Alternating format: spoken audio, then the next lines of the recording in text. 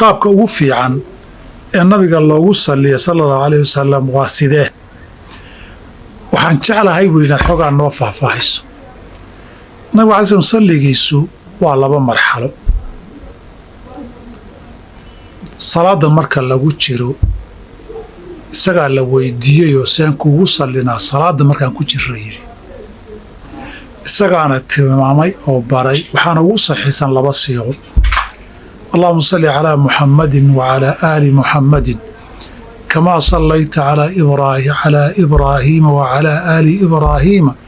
innaka xamiidun majiid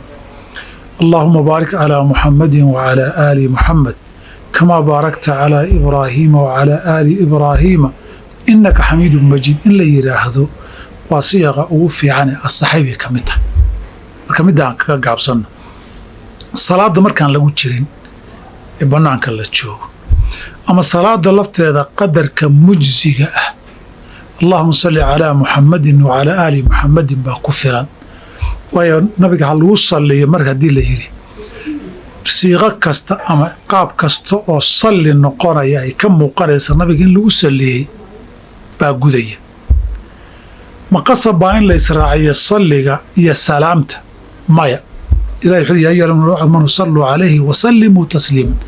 labada waa layna amray haddaad israaciso marna aad ku sallido allahuma salli calaa muxammadin aad tiraahdo